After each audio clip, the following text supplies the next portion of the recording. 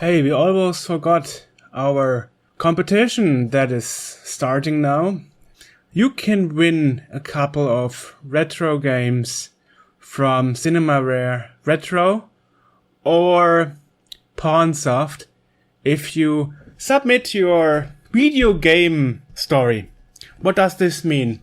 This means, like, for example, when you were in the warehouse as a kid and copied games or something, and the workers there back in the 80s, 70s or so had no idea what you are doing because they have no idea about computers or about your copy party or whatsoever.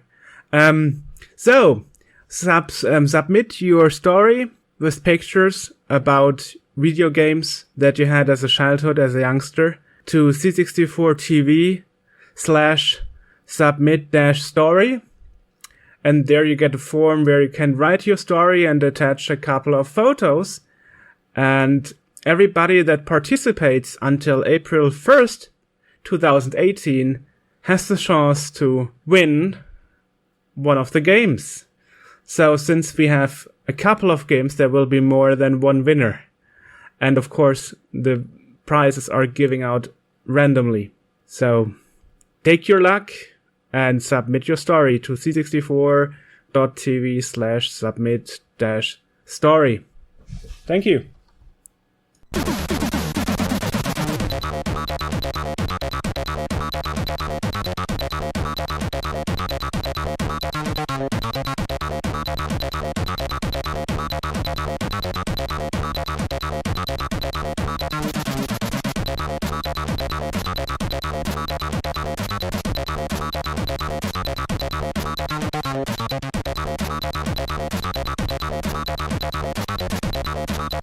Hi everyone, I'm AJ. Joerg is over there. Welcome to the podcast. That means that this is Scene World. Once yes, again, a world of the scene. coming off of our holiday hangover about now in the U.S. Thanksgiving should just be about over. I'm guessing. I don't know. Since this isn't live and we do this a little bit before we release it, obviously. I don't know what holiday it's going to... Could be Thanksgiving. Could be... It's not going to be Christmas. That's down the road. Alrighty. In a minute, we're going to be talking to David Fox. David Fox is here to talk about things like Thimbleweed Park. He's a programmer. He's a game designer. He's been part of Maniac Mansion and all that. He's a hamster killer. Yes, he's the guy with the hamster. Responsible for the hamster in Maniac Mansion.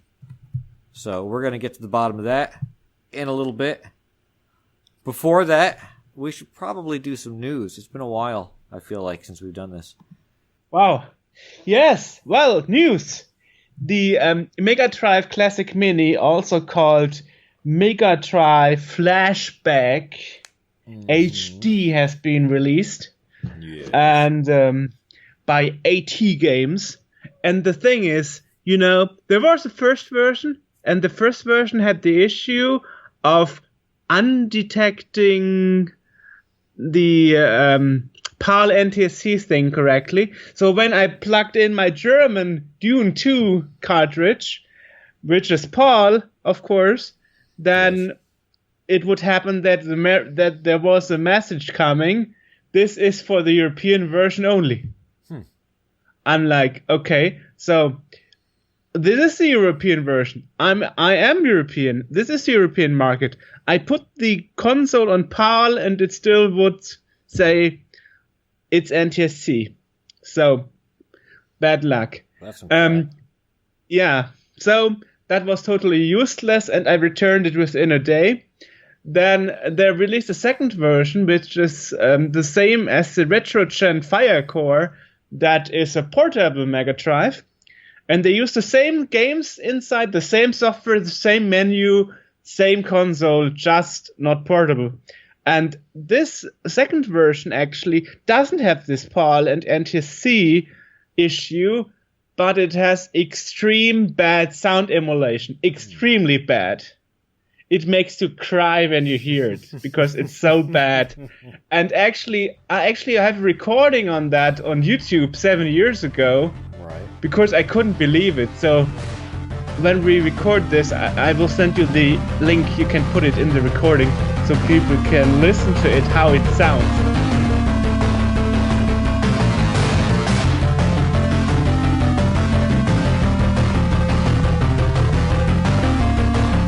Really awful.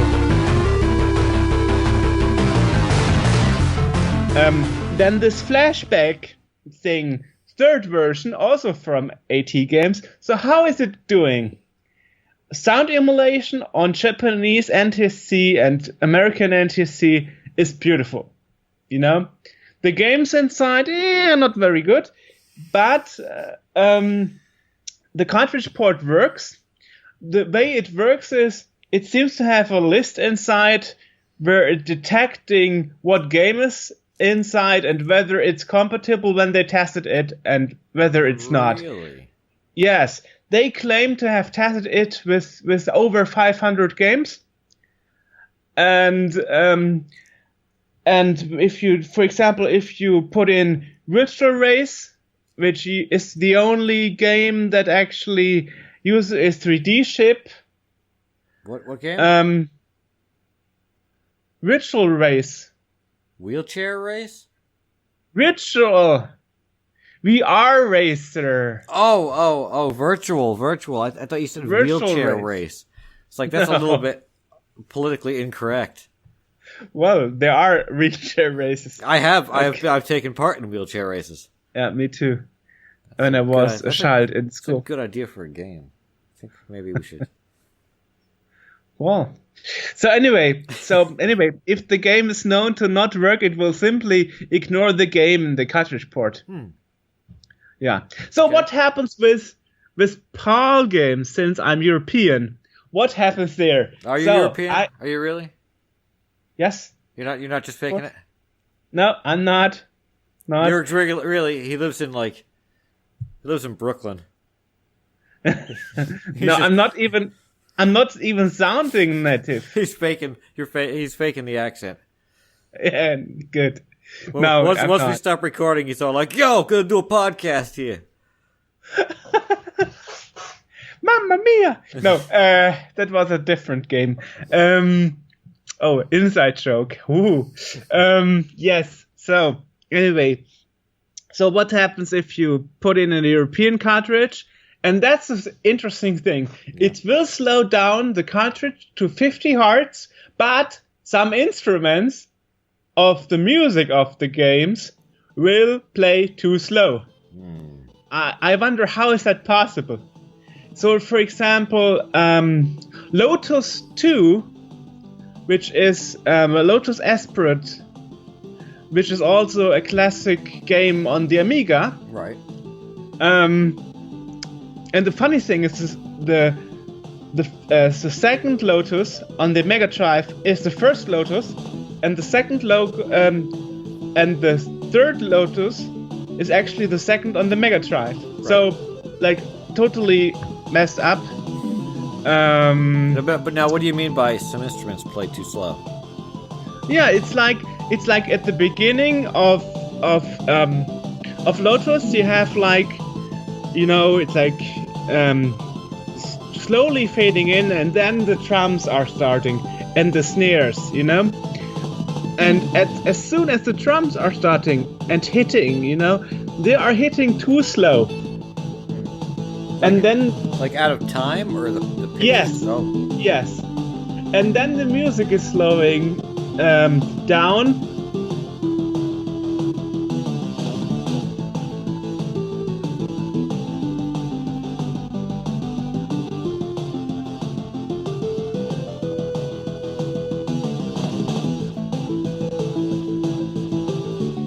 It's sounding like it wants to catch up, with the timing of the other instruments, and then suddenly, for a fraction of a second, the music is playing too slow. And then a few seconds later, the music will be fine again. So it's like if your computer is overloaded and your your video is too slow and the audio is in advance, it will try to catch up. It sounds like emulation, like it's trying to. But this isn't an emulated system, right? Is this FPGA or what is this? I have no idea, but I think it's emulation because it's cheap. Okay, then it's all right. Then it's probably just crappy emulation then. Yep. That's what I assume. Yeah. And this is exactly the same problem what you would have with an emulator if your PC is too slow. Yeah. Right. That's really not that good, unfortunately. Well, it has scan line option, and the scan lines emulate are pretty decent. It has a fast rewind button, so you can actually rewind the last 30 seconds, and you can replay that moment if you fell down and lost your life. That's cool. It has a save game and loading feature. And the way the cartridge slot is actually working is it's dumping the cartridges to the memory before it's loading the game. Okay. So that means no contact issues once the cartridge has been read by the system. It's not like on a normal Mega Drive, NES, or Super NES or Famicons that the game would crash while playing because of contact problems. That's not happening. So it's the same like the Retron 5. It's using the same method, dumping the cartridge before it's actually running the game. Right. To avoid any contact issues due to the age of the cartridge. That's pretty good. I have no idea why they made the PAL emulation so way off. It's probably not affecting people who are normal customers. They don't remember or they didn't notice. Right, yeah. But of course, I know how it's supposed to sound. You know me. It's always... Damn pedant. Yeah. Always making me mad if something doesn't sound right. Okay.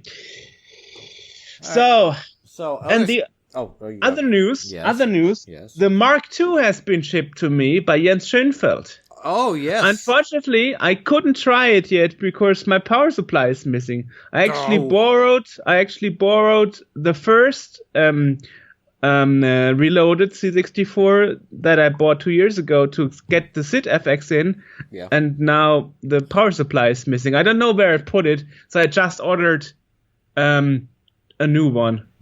Yeah. Speaking of SID FX, they've just announced that a second batch is being produced of the SID FX chip, which should be shipping they're going to begin shipping it in November of 2017, which is right now. So can you still pre-order them? I don't think it's pre-order. I think it's just order them now because they're supposed to be making they're making another batch, which is pretty cool because you have one, I've got one. It is, and if you paid attention to the beginning of the podcast, this will be the first podcast where I'm using music. The theme music was played through the SID FX with a 6581 R4 AR on one side and an 8580 on the other. Wow, so we are actually using real hardware now. Yes. No longer emulation. Well, actually the theme song in the beginning of the podcast was on real hardware. It was just on a 6581 on a C128. It was just a stock one SID thing. But now it's got the dual with both going at the same time through different channels. So cool. So if you want to rewind and listen to that again, that's cool. because it's cool because I don't know if you've noticed this about it, but I keep mine in mono mode most of the time, but with like the left channel being the 6581 and the right channel being the 8580, and even though it's playing the same thing, it sounds like stereo because they sound so different with certain songs. I know, yeah. It's real cool to hear it like that because it adds kind of like this extra depth. I know. So, so that's happening. They're, it's a new batch of them. I highly recommend them. They're very cool. Hey, if you if you want money for Christmas, now you know there are 3 things to get. Jens Schoenfeld Mark II Reloaded C64, the Flashback Mega Drive or Mega Drive Classic Mini, however you want to call it, and the SidFX. I got something cool else. Stuff. I got something else to get to. Which will take place as soon as my dog stops barking. La la la la la la la. Yeah. Okay. So I got another thing that people can get and should check out, which is the FPGA SID project. Yeah, you told about it in the last podcast before last one. Did I? Yes, you said it's the first project that aims to make the sound listening exactly like on the real SID. Did I actually say that? God, I don't remember. Yes, you did. Good yes, Lord. you did. Yes, we have that in our news section. My mind is so gone. Either way, but we don't have a link to that. We didn't have a link to that. Well, we'll put a link to that in the description here. It's www.fpgasid.de. The point of it is to create fpgasid.de. Yeah, the point of it is to create a pin-compatible drop-in replacement for the 6581 and the 8580. It's supposed to be a cycle exact. If there's videos online where you can see it playing like 2 and 3 SID songs, and it's got basically 2 SIDs built into it. So it has stereo sounds built in. So and it's a German project from Stuttgart. Right. That's like 2 hours away from me. Yeah. And it handles, the paddles and the mouse and all that stuff. So which is stuff. Yeah, you mentioned that. Yeah, that the Swin SID does not handle that. Most SID replacements can't deal with that. So this is a really cool thing. I'm actually on the waiting list for it. They said that it should be available in 2018. So that you can sign up for a waiting list. I did. Yes. Where? How? There's on the page. Oh, somewhere. Reservation. Yeah.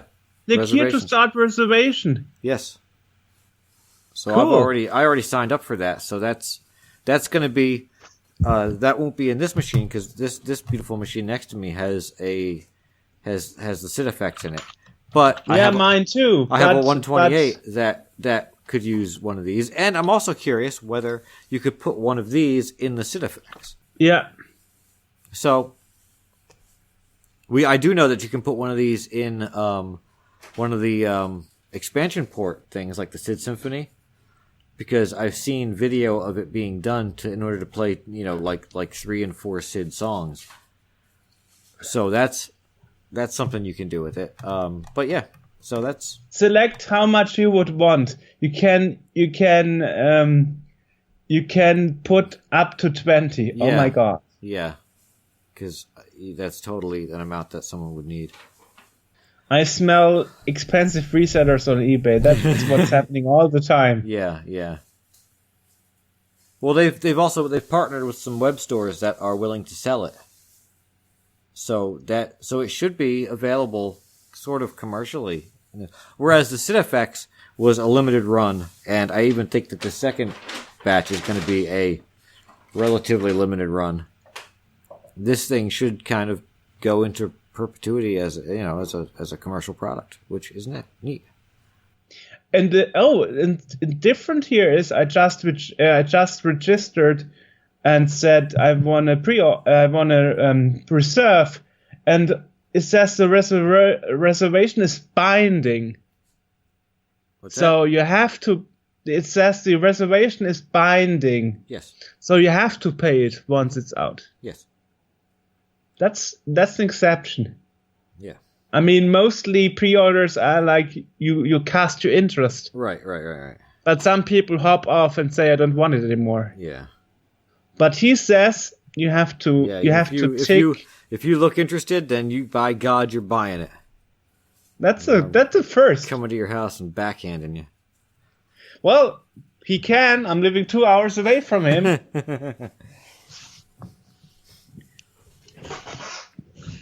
So what else? Funny. What else? Yeah, it's interesting. Well, so why we didn't put a link in that last time? Because I didn't know that there was a homepage about it. Oh. Now we do. Now we do know. Yes. So as I said, pretty awesome stuff. Yeah. This. Oh my God! I need a second job for all this Friggin' awesome stuff. Tell me about it. Yeah. We're in special times now when we can actually do things. You know, it's I've got this machine set up next to me, and I've got it set up to basically the specs that I had when I got rid of it in 2000, 2001, whenever I stopped using the C64. And if I had the stuff now that I had then, I could have kept I wouldn't have stopped. Yeah. Exactly. I could have kept this going for another couple of years. Well, this is the retro general interest. Nowadays, the resources are one, cheap enough. Second, you can make Kickstarter or Indiegogo and find enough people being interested in it. The retro hype that started like in 2010, so 7 years ago, actually turned into something good. On the other hand, rare stuff, old stuff that is not produced anymore is super expensive now. Yeah, right. That's the negative side on it. So you can't go and find a cheap, a cheap copy of Turrican anymore. Right. Or whatever, or Gianna Sisters, or, Tetris, because, I found it in my attic. I'm like, come on, let's put it on eBay. Now everybody's Googling it and looking on eBay, what can I demand for I know. it, you know? Yeah, right. Speaking of software, Andrew just put up a video of unboxing of Planet Golf by Cytronic Software. And since this is an audio podcast, you can't see this, but you can hear. I got my copy of it. Andrew beat me to the punch because he got his long before I got mine. But man, still haven't ordered mine. Yeah. They do not skimp at all on this. I know on what they're giving you, man. It's like I know. Cytronic is totally great on that. It's amazing seeing this and seeing it in seeing a commercial C64 release in this. Nice plastic jewel case and the things in there with professionally printed disc labels and everything. It's like, I thought these days were over, but no, they're still there. Nope, they are coming again. Yeah. And on Friday, Andrew actually released on our YouTube channel Argus unboxing and review too. Yes.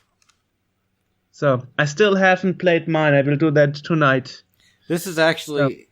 It's Planet Golf is actually a really good game too. Although I can't get past the boards that have the little alien walking around because I can't stop hitting the ball at him just to watch him go.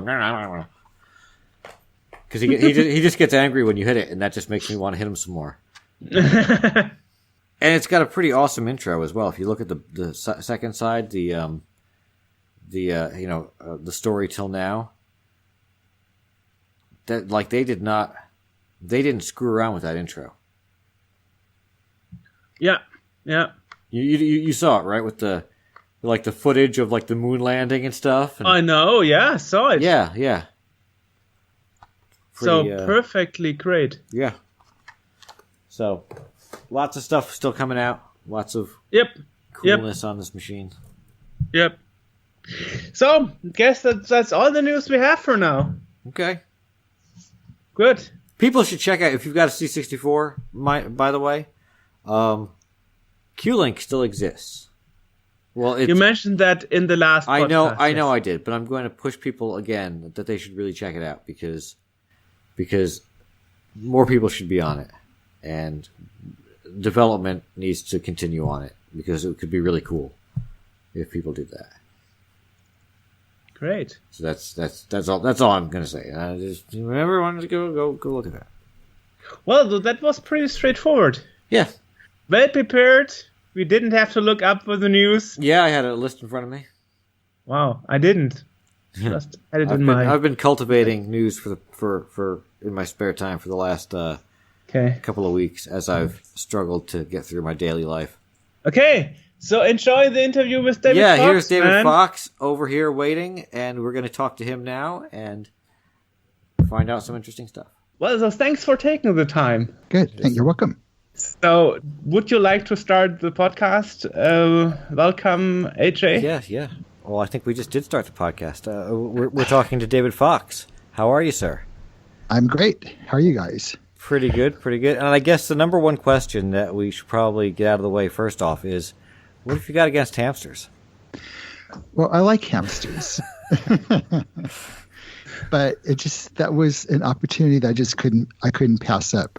It was not planned. It was something, I guess for those who don't know what I'm talking about, there's this little bit in Maniac Mansion that you could do with the hamster that's not part of the gameplay that just seemed like something that I had to do. So without telling Ron about it, Ron Gilbert, who was the designer on the game, main designer, along with Gary, I asked Gary to get me some artwork of a bloody door of a microwave oven, and then decided to let you have at least like one or two of the characters who were more edgy than the rest were willing to put the hamster in the microwave and turn it on, and it was.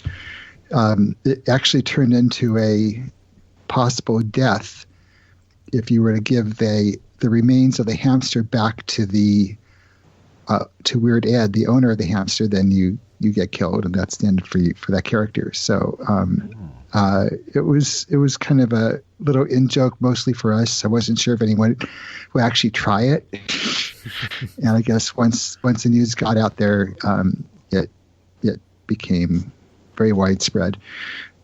It was not. I don't think Nintendo ever discovered it. I mean, they had us go back and make all sorts of changes, or kind of sexually oriented, like cover up the mummy calendar image, this image of a calendar with a mummy on it, and a whole bunch of other things like that. And I don't know that they ever knew about the hamster. Maybe they did eventually, but not in the first pass.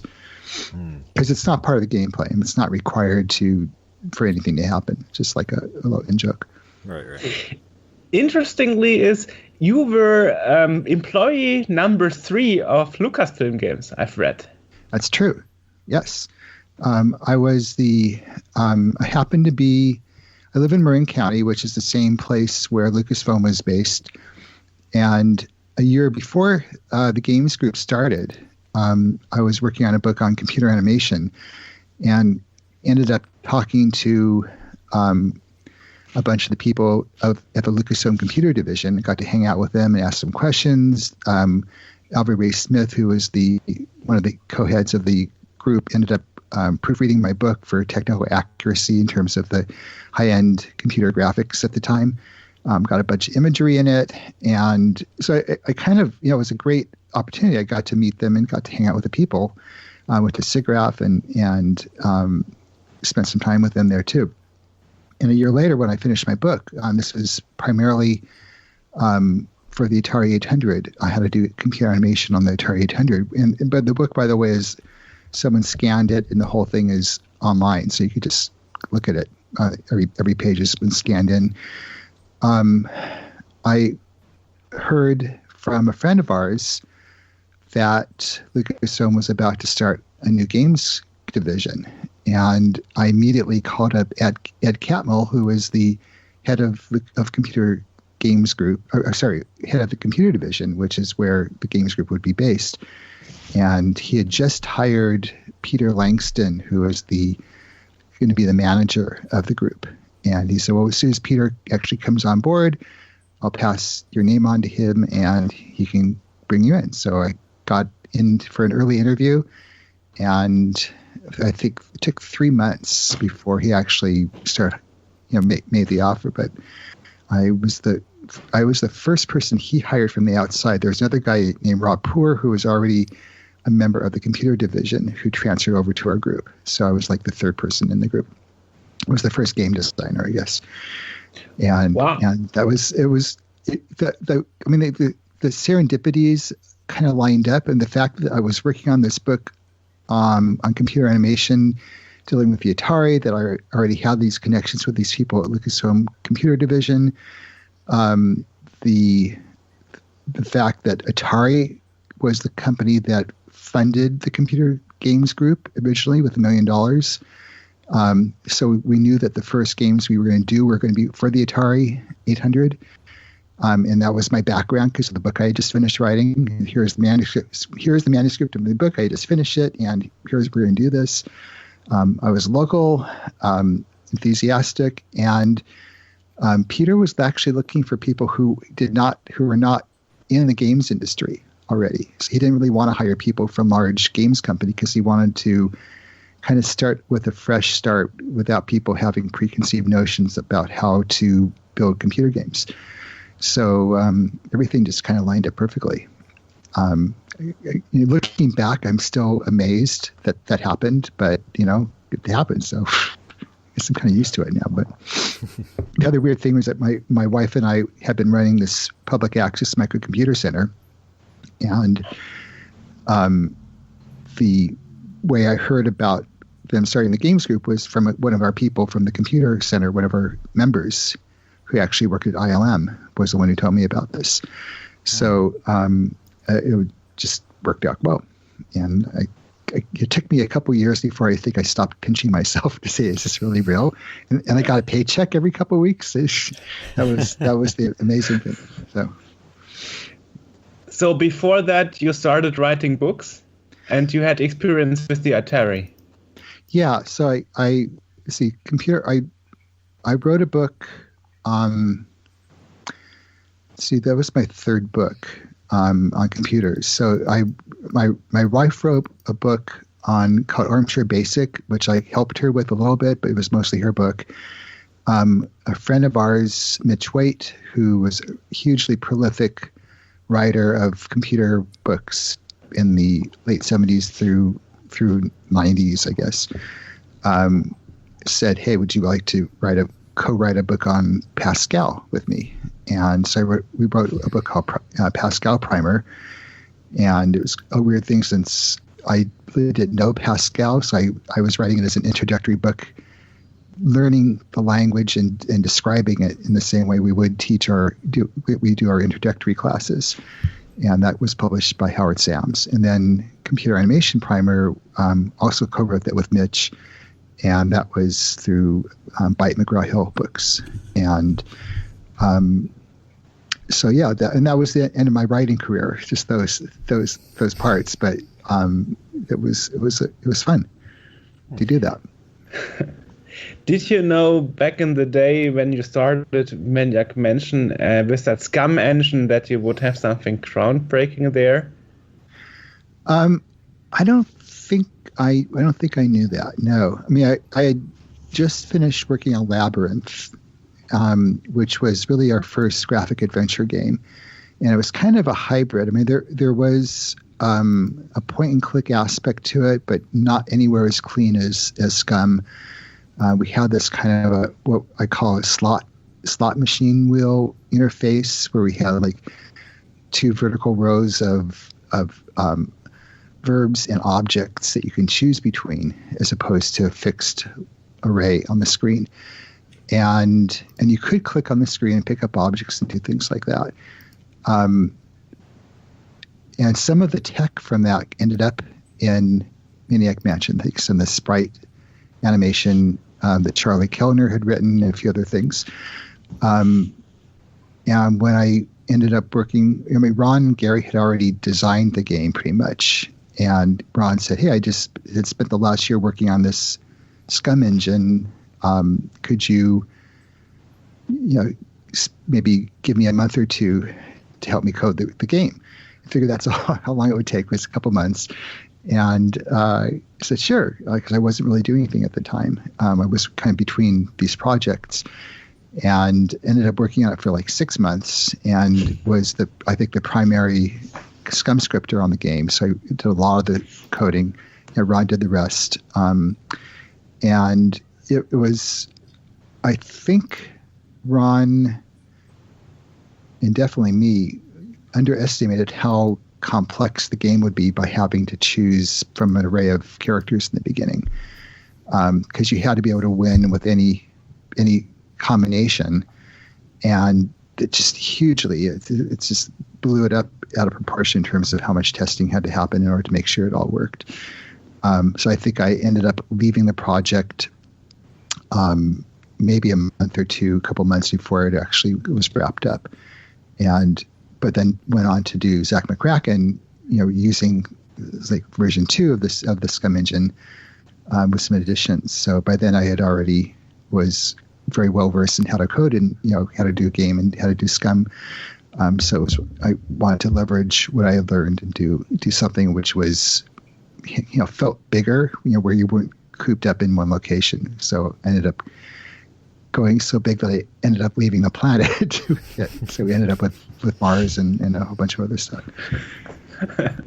Yeah, that's what I just wanted to say. So despite Maniac Mansion was more work than you originally thought it would be, you made even a bigger game called Zack McCracken. Yeah, well, in some ways, Zach was not bigger because you had 4 characters you could control, but that was set. So we didn't have to go through and have all these combinations of characters. So I took the multi, the repeat playability of Maniac Mansion, where you could play it multiple times, and kind of stretched into one longer game. So it was all there. So you probably get most of it through one gameplay. In terms of time-wise, I think they're probably equivalent. There were probably more rooms in Zach because we came up with this thing we called pseudo rooms, which is what I used for the mazes and for the airports, where you basically have one set of artwork. We have one set of artwork, and then you kind of change some variables. So it's like different virtual rooms using the same imagery, but inside the game state, it treated them as totally separate rooms, but we're using the art. And of course, back then, when we used a couple of floppy disk sides on a Commodore 64, having a way to reuse stuff like that was really important. So it's like the airports, there's a basic airport design, but then they could turn on and off, like what kind of airplane was in the background and what kind of, a couple other pieces of imagery, some signs and things like that. So it looked essentially the same, but a little different for each one. The mazes, I probably got totally carried away with those. That was the one thing which I regret about the game, is that there were so many of those, and if I started dreading having to go through playtesting and figure out my way through the mazes, I figured that the players were probably just as pissed off having to do that. Well, there is one workaround for the Mars maze. You just go left all the time, and in some minutes, 30, 20, doesn't matter. You are out, no matter what. Eventually, yeah. I don't think that was intentional. Maybe that works in all mazes. I don't know. The jungle maze, I think I used that a couple times. Those were totally random. There was no way to map those, so you just had to keep going. If you backtracked, it would keep you stuck forever. But if you kept going forward, I think after going through a certain number of rooms, you'd be out. So those were not really mazes as much as just something to make you feel like something to connect you between the airport and the location you're trying to get to. Oh, you should have told me that earlier. I didn't know that one. Yeah. But if you look at the hint books, I think the hint books are probably online. All the mazes are mapped, so you could actually figure out how to get through, except for the jungles, because they can't be mapped. Well, I played them at the beginning of the 90s, before I had internet, so... Right. He had to do it dry. Yes, yeah. Without any help. One thing that really annoyed me all the time about the airports was the code section. That really annoyed me a lot. You had to enter a code every time. I don't know. I felt it a bit exhausting. But of course, I understand it's because of copy protection. Right, yeah. That was the copy protection. Yeah. And I think I did it so that you only had to do that for international flights. So if you took a flight within the United States, like to Seattle or to Miami, then you didn't have to. But if you left the country, then you would. And that was kind of, you figure, okay, so someone could essentially steal the game, end up with a demo because they could play around within the United States without needing the codes. And if they left, they would need it. Of course, the code, people scanned the books, even though we print them on this like dark red paper that was supposed to make it very hard to photocopy. You could still scan them. You still do and that. Some German versions even had dark brown, which made it even harder to read. Right. Yeah. Yeah. No, I hated that. I'm sure. I know it was hacked. And then we had the pirate jail cutscene. If you enter the wrong code, like was it 5 times in a row, 3 times? If you misentered it, then you ended up being thrown into pirate jail in Kathmandu and given a lecture for stealing games, for pirating software. That kind of came from. We had this experience early on the first game I did at Lucas, which was Rescue on Fractalus. Both that game and Ballblazer got pirated before the games were released, and okay. I think we aren't sure. We couldn't prove it because we were naive enough to not serialize the discs, but we gave the discs to Atari's marketing department for them to review and figure out how to best market them. And within a week, they were on all the message board, all the bulletin boards, pirate boards, and due to other things, the games got delayed, and Atari got sold, and a whole bunch of stuff happened. So the games actually didn't come out officially for like another year or two. And so by that point, everyone who, at least for the Atari version, everyone who wanted to play it could easily have had, that you could tell by someone refers to the game by the name on the game for the pirated versions were different than the final versions. The pirated versions, I think, for Rescue were either Ballblazer or Rescue Mission, which were working titles before we came up with Rescue and Fractalus. So when someone refers to the game by that name, I know they were talking about having played the pirated version. Same thing for Ballblazer. I think it was Ball Blaster was the pirated name. So if they refer to it as Ball Blaster, we know that was the pirated version instead of Ballblazer. And when I was in around 1990, we were trying to expand our array of SCUM programmers. We ended up hiring a bunch of people. Yeah. So we had already done a couple of SCUM games, and we realized that we needed more SCUM programmers to help us do more. So we were going to do something called SCUM-U and SCUM University, and we're looking for a bunch of new programmers who could train. And we were looking for people who had some programming ability, but we were much more interested in their senses of humor, because we knew we could teach people to code, but not teach them how to be funny. So I was interviewing going through a bunch of resumes, and one of them really popped out, which was from Tim Schafer. And he had sent in essentially a comic strip of a resume showing him actually coming in and interviewing with George Lucas and getting a job as a game programmer there. And it was just wildly creative and very risky, and I just thought it would be really fun. And during the interview, I asked him if he had played any of our games before. And he said, "Oh, yeah, I played Ball Blaster," which was the pirated version of the game. So I said, "Oh, you played Ball Blaster, eh?" He said, "You do realize that was the pirated version of the game?" And he just like turned red and got really embarrassed, and he was sure that I was going to, not hire him because they had played a pirated version of the game. I was kind of playing with him on that, and of course that wasn't as much an issue. I'm sure a lot of people did that.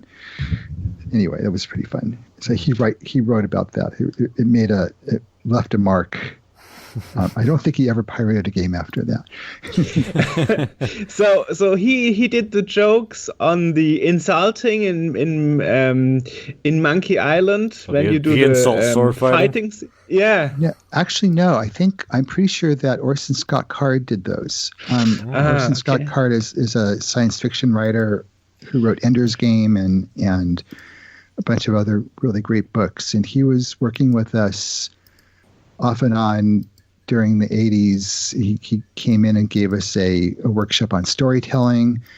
And he was kind of on call as a consultant and writer. And I think Ron had him come up with the insult sword fighting jokes, which were complex, as you had to have them. Each joke had to have, two ways to work. One in the first part, one in the second part.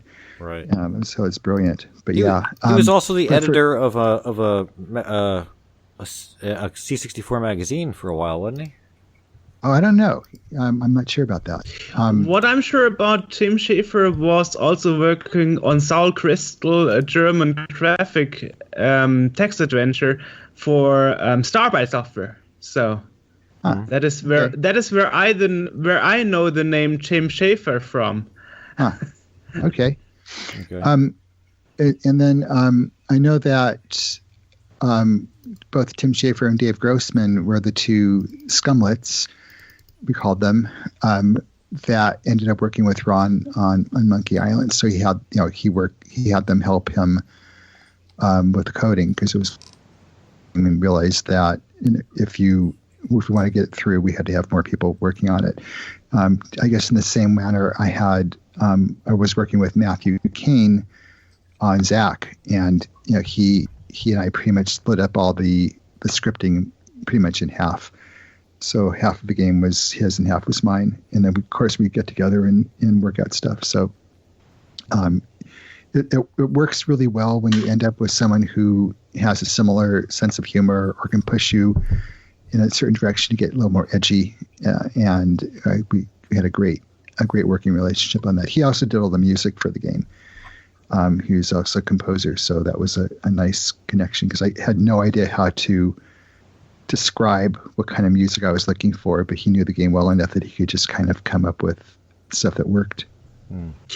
Just as a quick jump back, Orson Scott Card was the books editor for Compute magazine. Oh, okay. Just look that up. Good. Good. Nice. So, according to what I know, you took a break kind of in video games, and the last thing you were credited to before Thimbleweed Park was actually Whoop Work, the official Whoop Goldberg invention game in 2013. Right. And before, that was really the first game I had done. RubeWorks was the first game I had done in, maybe 15 years. There was a point going back, even before I went to Lucasfilm Games, there was, what I really was interested in doing was something much more immersive, more like, what the term in the 80s was location-based entertainment.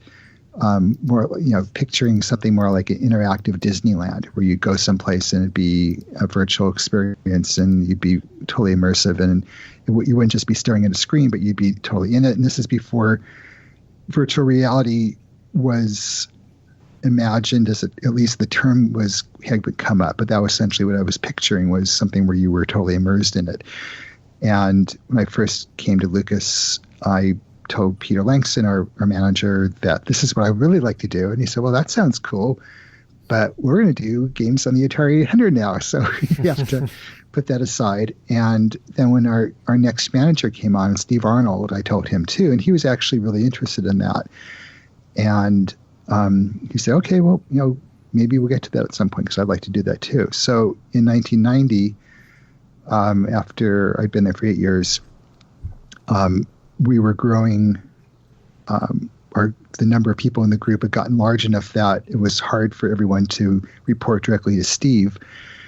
And so he asked me to take a year off to be the director of operations. And that was a period where I was helping to hire people like Tim and Dave and other people who came on and also put in management at the head of each group, and basically help run the group. And as a result, I wasn't able to do any games during that period. But he said, if you do that for a year, then at the end of that, you can, we have this idea for this location-based entertainment project that you could jump over to. And so for the last 2 years I was there, I was working in a separate group, a small group of maybe 6 or 7 people that was doing a kind of a flight simulator pod experience, working with Hughes Simulation, which is the company that did professional flight simulators for airlines and for the military.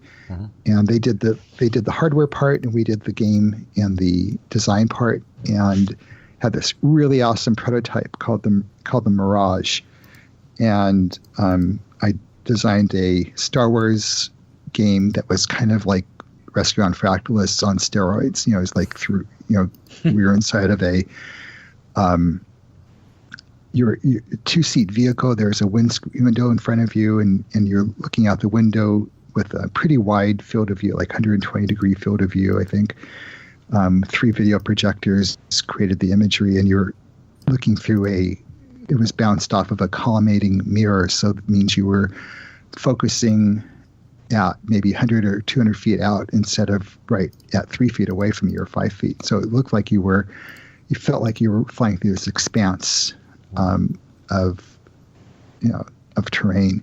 Right. And it was a multiplayer. We had multiple other people flying X-wings. You were flying an X-wing. Other people were flying TIE fighters, and you could do these battles, and it was just really, really awesome. Great.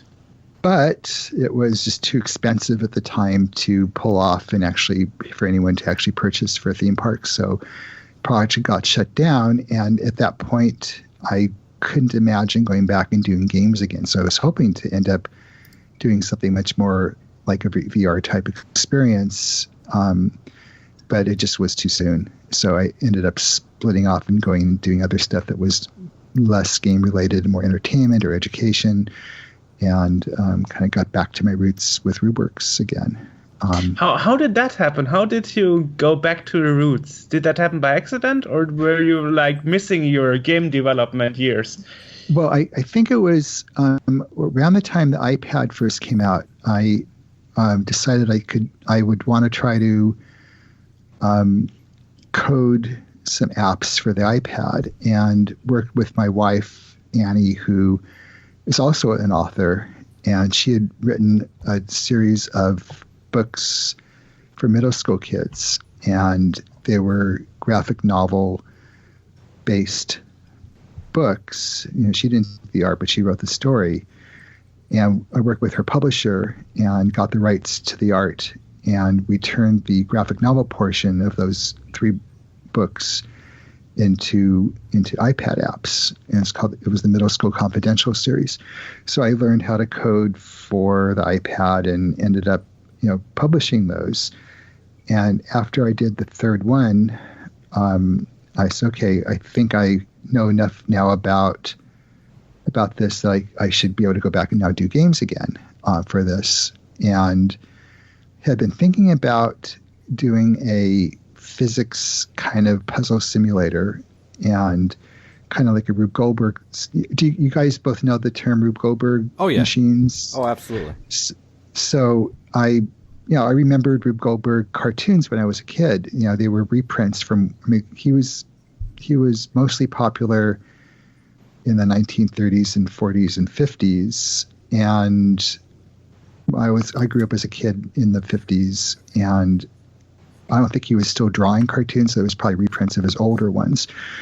But I remember, looking at these cartoons showing these crazy chain reactions, and if first step A, then step B, and following them and remembering trying to figure out if I could understand the physical logic of how these things would work.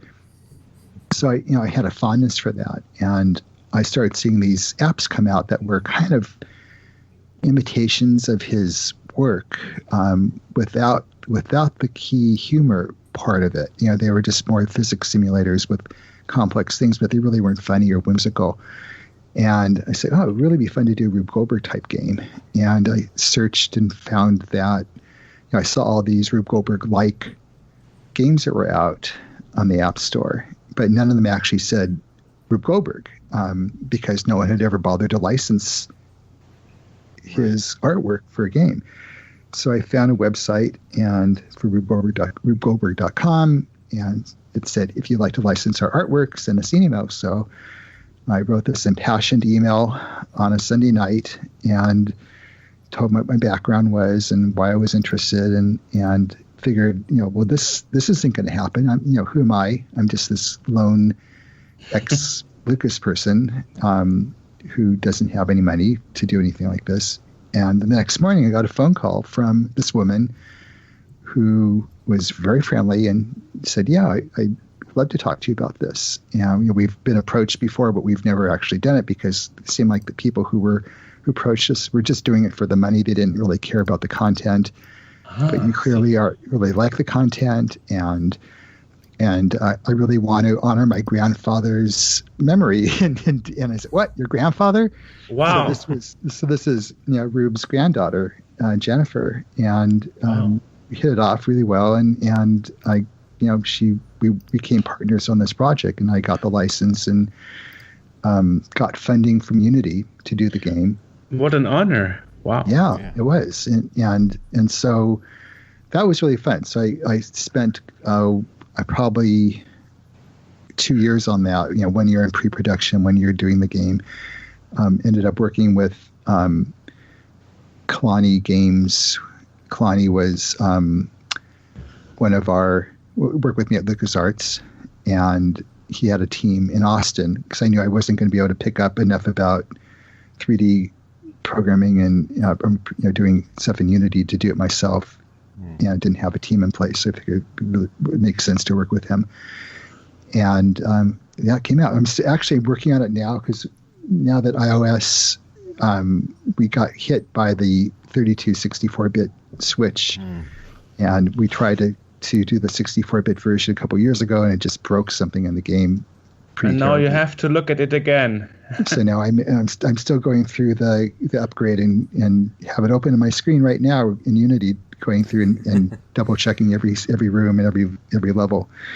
But I had a lot of fun doing that, and it's the best part is when I see students using it as part of their physics curriculum, because a lot of kids in the U.S.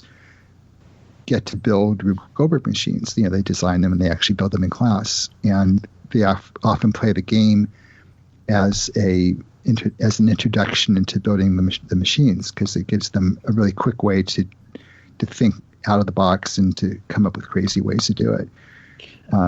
So maybe that first game is yours, your app. That's my first game app, Rubrics. Yeah. Great. And then when I was finishing up on that was when Ron said that, tell me about what he was going to do with Thimbleweed Park. And, he and Gary had already been talking about that and to do this Kickstarter. And I said, hey, he asked me to look at some of the Kickstarter pages before they went live to give feedback and thoughts about that. And I said, hey, if this does take off, I definitely would be interested in working with you guys on this. So, after I guess the game got funded pretty fast. I mean, they hit their initial goal pretty fast. So it did. Definitely. Yeah. So he realized that he could afford to bring on other people. And so I think during the Kickstarter, he announced that I was going to join the project, and Mark Ferrari, who did most of the artwork, was going to join. So that was actually my next thought. Even if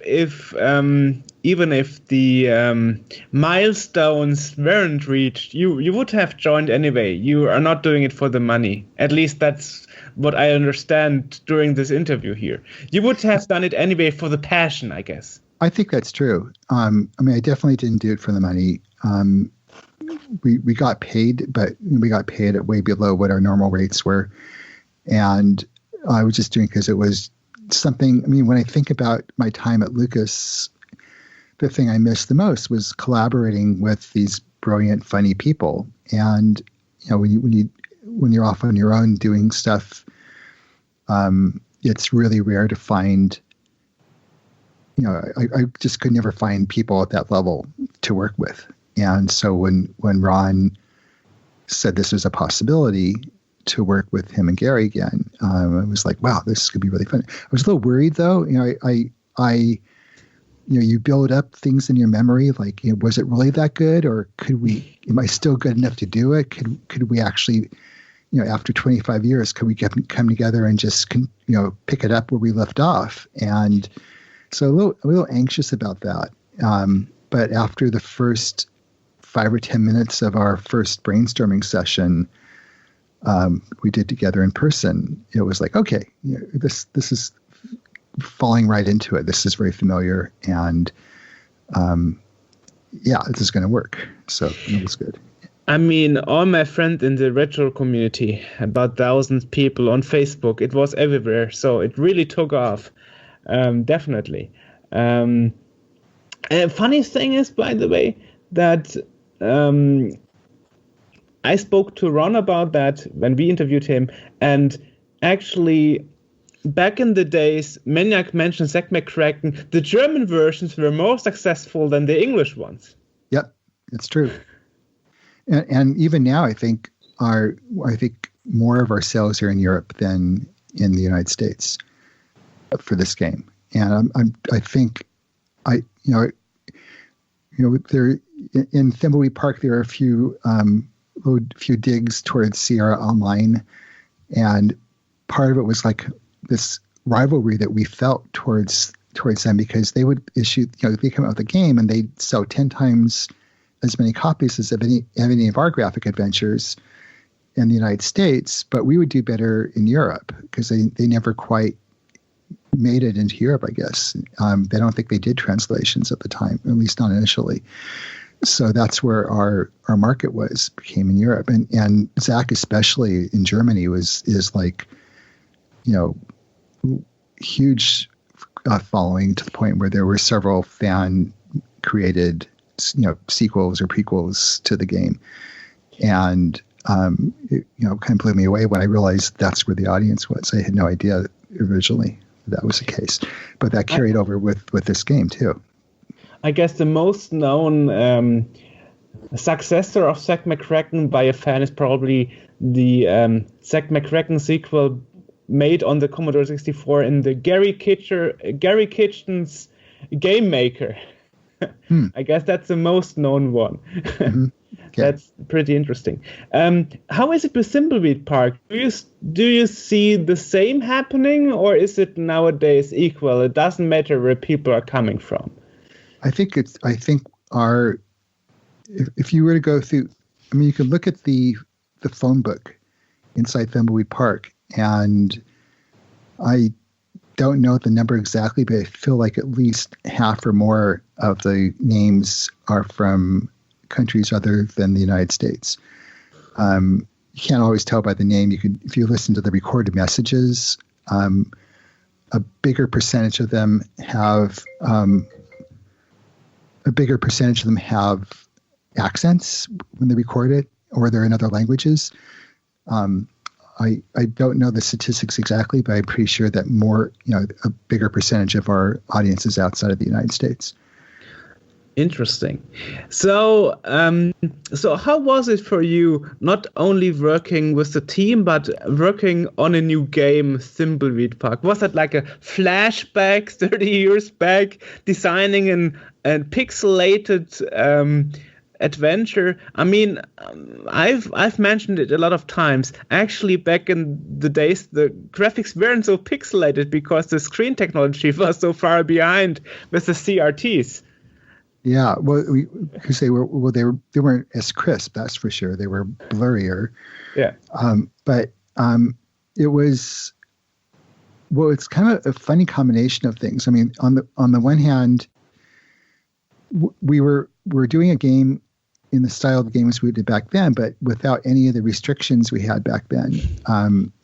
Back then we had restrictions on, how many things get animated on the screen, or how how many characters could be in a room at the same time, or obviously colors, how many colors we could have on the screen, how much memory the game would take, how many concurrent sound effects, all those things which were limited by the power of the computers at the time, the Commodore 64 and early PCs, just weren't an issue. Nor was the size of the game. Back then you had to worry about how many floppy disks was it going to fit on, because each disk would cost more money. And so as the games got bigger, you had your allocation of how many disks could be. But now it's all downloaded, and who cares? If it's 1 or 2 gig or whatever. I think it's under a gig in the current, but that wasn't an issue.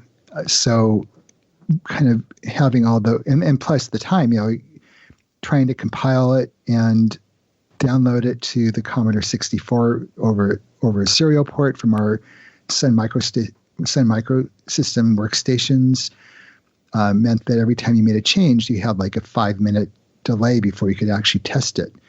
And here you just make a change and hit reload, and in 3 seconds the game's back up again. So all those frustrations from before were gone. So it was kind of like getting to do the pure version of the game without all the stupid technology limitations that we had back then. So that was a lot more fun. And obviously we learned a lot in the past 2.5 decades in terms of game design, and so even though it's in the same ballpark, it's comes from a totally different place in terms of our experience, in terms of the technology.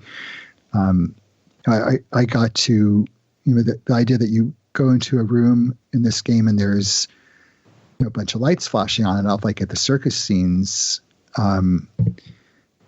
Each light is a separate object which is animating randomly, or I guess each light is controlled by its own script to turn on and off at a specific time. And so you have like hundreds of objects and another couple hundred stars that are twinkling. Each of those are separately scripted objects. And, the idea of having hundreds and hundreds of objects that don't even change the frame rate compared to maybe being able to have 2 things animating on a Commodore 64 would kill it.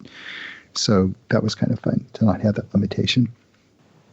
So on one side, you don't have a limitation, and that makes it funner to actually do some stuff that you couldn't do 30 years ago. But on the other side, it can grow more complex because you can do more things. So people expect more to happen in the game, right? Yeah, well, there's one limitation which didn't go away, which is time and cost. So every time you add more animation, it's going to cost more to produce it and to implement it. So that was still an issue. So we couldn't just go wild and throw everything in there. We still had to consider if it was going to be worth it, was going to move the story forward, if the animation was going to be fun enough to do it, to be worth implementing. So that's still an issue. But in terms of the technical part of it, it wasn't. So we still had to be careful. I mean, we did not have millions and millions of dollars to do this game, and we had a limited time. Time and money are the same thing, pretty much. So we had to watch out for that and keep it as tight as we could.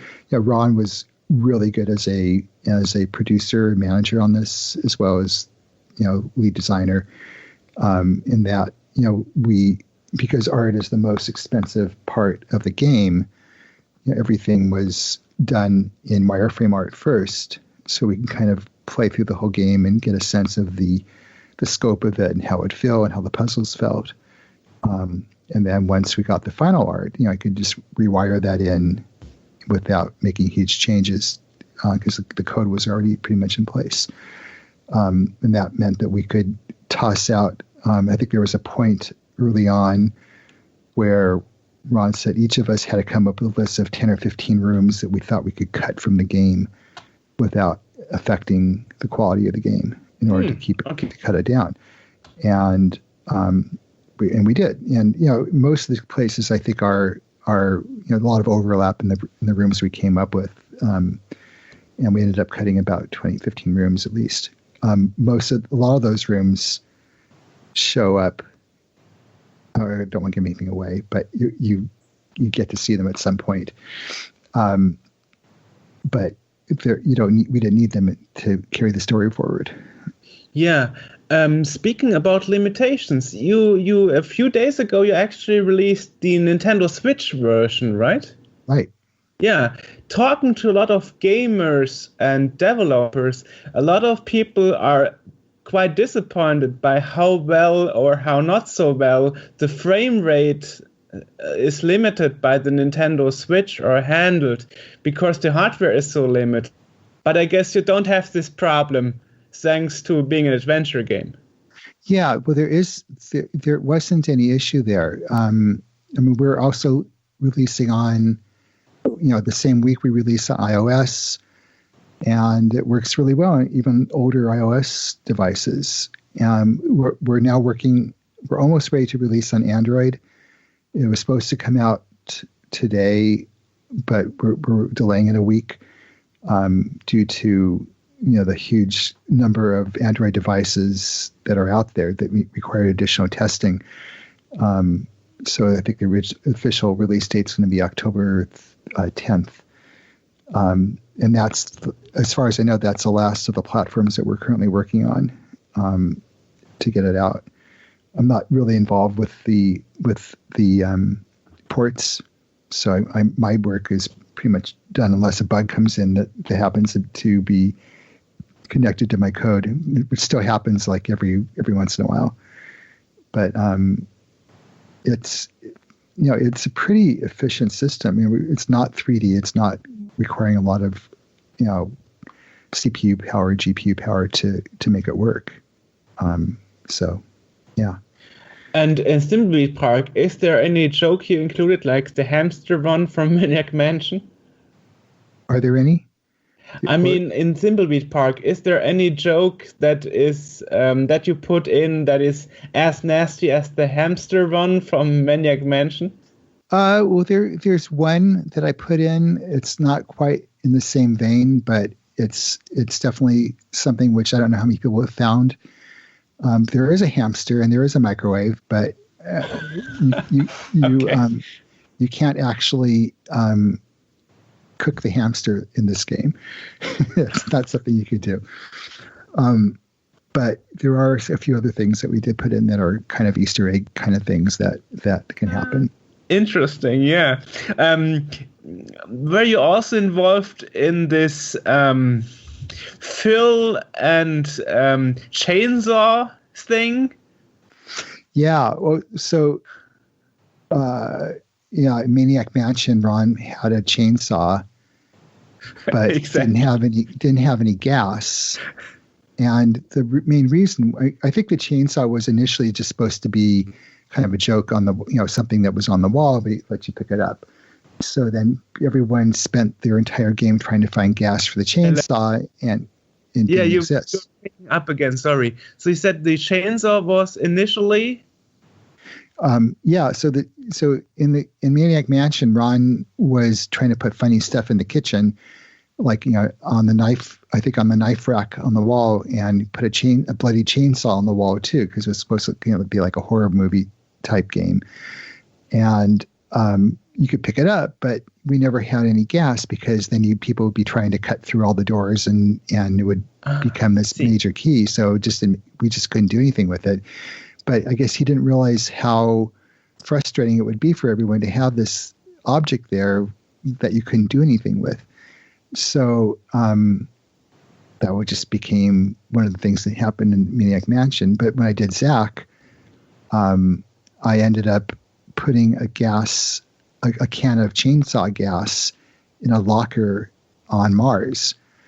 And so that's where the gas was stuck on Mars.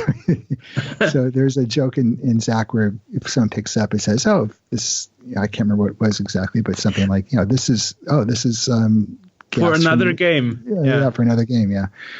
So I don't want to give any spoilers away, but there is a chainsaw in Thimbleweed Park, and I think some people will be pleased with what you could do. I didn't find it yet, so I have to play a bit further. Yes. Yeah. It's anyway funny. I mean, you have so many references to the original games and the Commodore 64 especially, and it's amazing, especially when they ask you about coding knowledge, and so you made a lot of references. So that would hint that the Commodore 64 was the platform you liked developing on the most. Well, I actually liked the Atari 800 the most. And that was my first computer that I actually dug into and got to know really well. And I actually resented the Commodore 64 personally because it took over on the Atari. And as a result, the book that I just written on the Atari 800 didn't do as well because Atari was on the downslide and it was going out. Too bad. So that was my personal thing. But if the Commodore 64 had been my first computer, I probably would have liked that better too. They're talking about the in-jokes. When since this was a Kickstarter-based game or funded game, we felt like we were writing a lot of the dialogue and a lot of the jokes for our backers. And I think we probably went a little bit overboard with all the in-jokes and references. And so to the point where a bunch of the early reviews called that out as a problem. And so we ended up, a few weeks in, adding an option to turn off the annoying in-jokes, or to turn them back on again, actually. So I think we turned them off by default. You have to, if you want the in-jokes, if you're a fan of the old games, you have to intentionally go into the settings and turn all those in-jokes on. I put them on. I want them. I mean, I grew up with a Commodore 64. How could I not like it? Yeah, well, most of these in-jokes that we're talking about were related to our earlier games. So that was the thing that people were, complaining about. So there's still a lot of jokes, but we just trim down the number if you don't have that option turned on.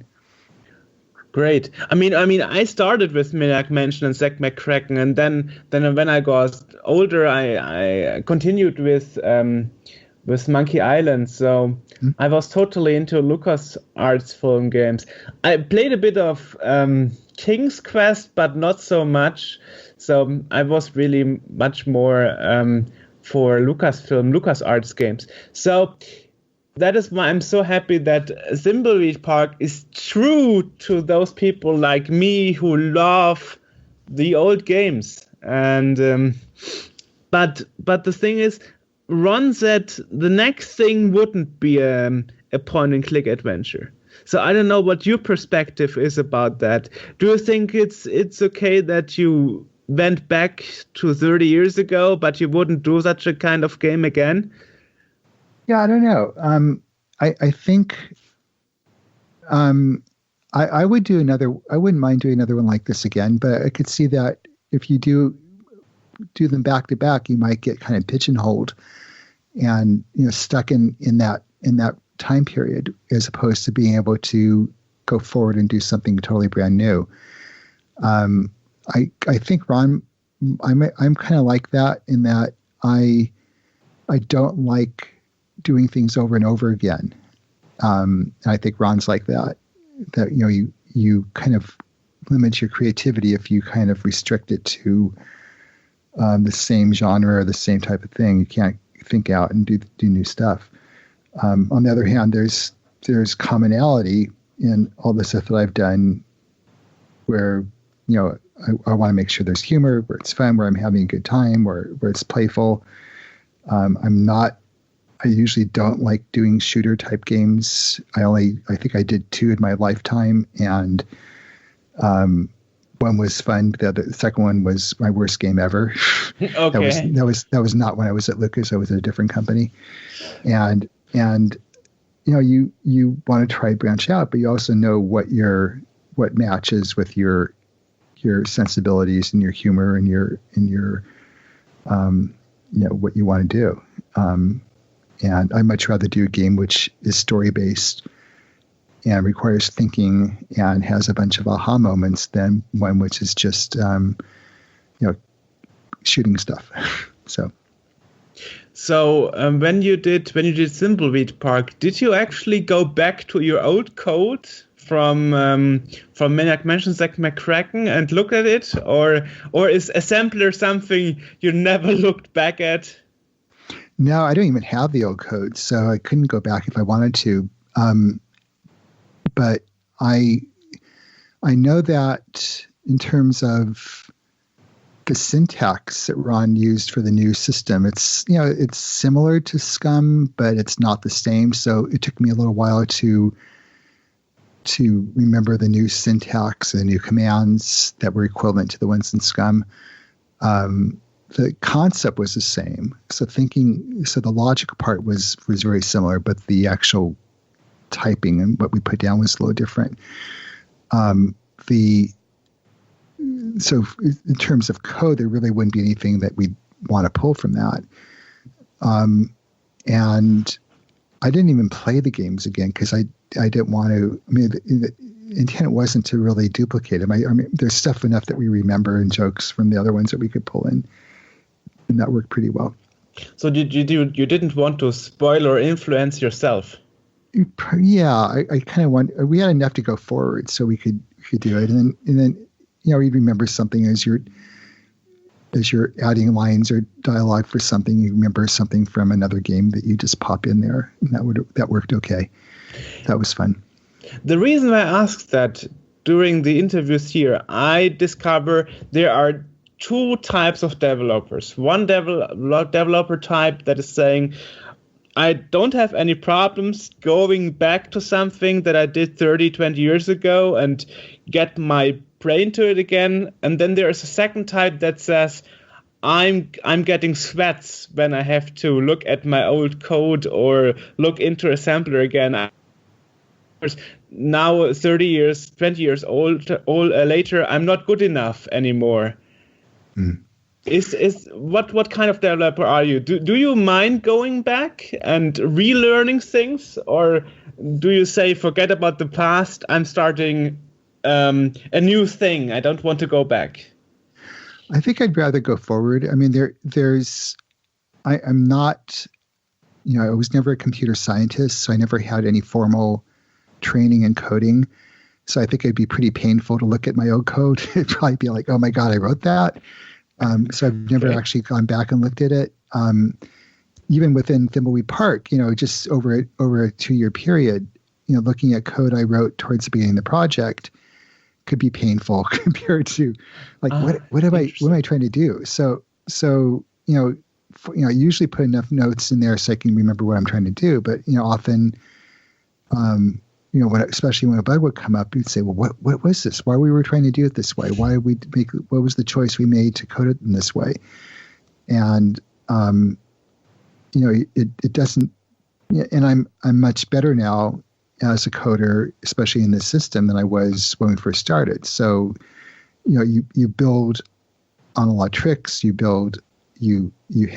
essentially create a bunch of, I'm a lazy typist, so I'll come up with macros that I could type a few characters in, would fill in a code structure that I could then fill in with myself when I have me to type it. So, I'll look for any shortcuts I can, and if I could steal code from other parts, I would do that in generalized stuff.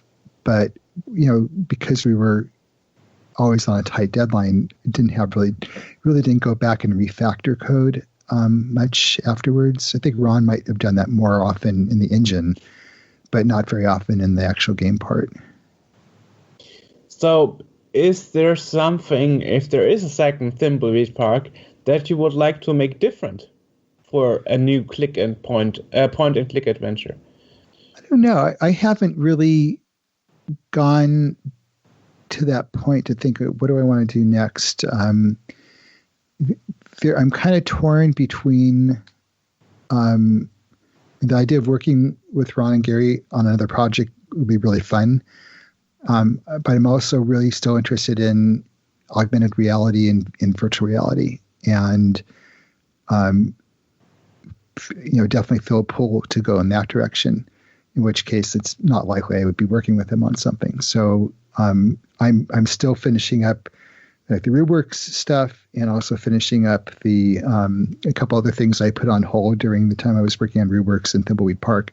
And when I get done with all that, then I'm going to kind of say, okay, what's next, and see where things are. And that's, so it's not really not set yet. It's also hard to jump off of an intense project and jump onto something else. You kind of want some time to re-energize and regroup and kind of let things sit for a bit before you go back in again, which is kind of where I am. And Ron hasn't had a break yet. I mean, he's still working hard on the Android stuff. So once that's done, I mean, you finish the game, and then I remember this at Lucas. We finished a game, and then we'd end up dealing with translations and ports for like another year. And you kind of want to escape from the game, and you say, okay, I want a break. I want to do something else. And we haven't gotten to that point yet. Interesting. Yeah, interesting that you mentioned virtual reality, augmented reality. I mean, that is something that was big in the 90s, and it kind of failed because the technology wasn't fast enough. And now there is augmented virtual reality happening again. And now you have the same problem that Google says Google Glass for the commercial market isn't going to make it, and Cast AR from Jerry Ellsworth closing down because of getting bankrupt, or Samsung announcing there will be no more 3D televisions produced. Isn't that kind of a risky field where it could fail a second time? I think you're going to end up with a lot of companies going out of business. I mean, that happened in the 90s, say, with CD-ROMs. When CD-ROMs first became popular as a storage medium in the mid-90s, all sorts of book publishers and movie companies said, hey, we could now bring our content to this platform. And all of them tried it, and most of them did not succeed. And a lot of them either, I don't know that they're probably large enough that they didn't go out of business, but they definitely closed down their groups to do that. And we're probably in the same place now where there's a huge amount of hype, and a lot of companies are going to jump into it, and a few of them are going to have some hits, and most of them are not going to. And for me personally, I rarely go someplace because it's a financial benefit to do it. I do it because it's where my passion would be. So it doesn't make a lot of difference whether I end up hitting it rich or not. I'm doing it because I'm having fun doing it. And so in the case of VR, it's more thinking differently about entertainment. How do I take what I know about interactivity and immersiveness in games and bring it to a totally different medium, and hopefully working with some really cool people and coming up with some great ideas to do something really fun. And at some point, I think it will take off. I think that's inevitable. I'm not sure if it's in the next few years. I'm not sure if the cost for the equipment is good versus the quality of the experience is going to hit the consumer level yet. I think within five years it probably would. It seems to be shifting pretty fast. When I went to the Games Developer Conference, my take was that there were all these companies doing really cool stuff, but it was kind of like going to a restaurant and ordering a la carte, or going to 5 restaurants and ordering a la carte. Like, go to one restaurant, you order egg rolls, you go to the next restaurant, you order a bowl of soup, and you go to the next restaurant and order a steak. And I couldn't find one restaurant which had all the food I wanted in one meal. And so with the VR, there was one company that had really great headset. Another one had eye tracking, and another one had motion hand tracking. Another one had 3D audio headphones, and they were all separate companies, and each thing by itself was expensive. And each element was really, really cool, but without having them all into one headset as a default, I think it wouldn't work as well. So I'm kind of waiting for someone to come up with a reasonably priced headset which has all of these features, which I think are essential for it to feel like a really comfortable experience. And that'll happen. I mean, they're just, people will buy up the other companies or they'll license the technology, and that'll happen. But it's just a little early for that. Well, so VR has also another field now. I mean, for example, think about surgery, medical area. Mm-hmm. Not only games, because you mentioned game developing conference, but what about the medical side? Is that in your interest too? Not really. I think I'm much more focused. I mean, I'm interested in doing entertainment, but entertainment that helps, that maybe has a positive impact on people. I'm less interested in just scientific or health related stuff. I support that, but it's not a personal passion of mine. It's always really been more about the idea of being immersive in a new environment and maybe giving people the experience of something which they've never had before, which maybe changes them in some way, in a positive way, where you learn you can't get it. You can get it from a movie, you can get it from a book. I think you get much more powerfully from an immersive, interactive experience. Of course, but then you also have to be careful to not be lost in the 3D environment. Lost, right. I mean that is what is the fear of many people, that it would be so realistic that you would lose yourself. I mean, I remember kind of that happening with Second Life like 10 years ago, 12 years ago, from Linden Labs, That was also that some people more concentrated on Second Life than on the real life, in a way. Right. So I would not want people to lose their relationships and their reality and their groundedness with real life in order to end up living in a virtual world. That's part of one of the things why I'm kind of leaning a little more towards AR, where you're not completely enclosed in this alternate universe, where you have some experience on top of the current world, the real world, and have some really cool experiences that way. But it's so wide open now that, and I think the languages or the constructs haven't really been set yet. So I'm not sure exactly where it's going to go. But I do know that I want to play in that whole area. So you would love to pioneer in that field as well, as you did in graphic adventures? Yeah. Definitely. Great. Well, so that would basically be all my questions. So thank you for answering them. Thank you very much for taking the time. I'm very happy about this interview. Okay. Thank you. Bye-bye. Okay. Bye-bye. So there goes David Fox. You can check out what he's doing at his website at www.electriceggplant.com and follow him on Twitter at DavidBFox.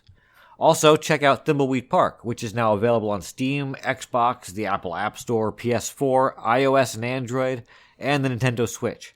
Check that at thimbleweedpark.com. And again, links to everything we talked about are down in the description below the podcast. Until next time, see you later.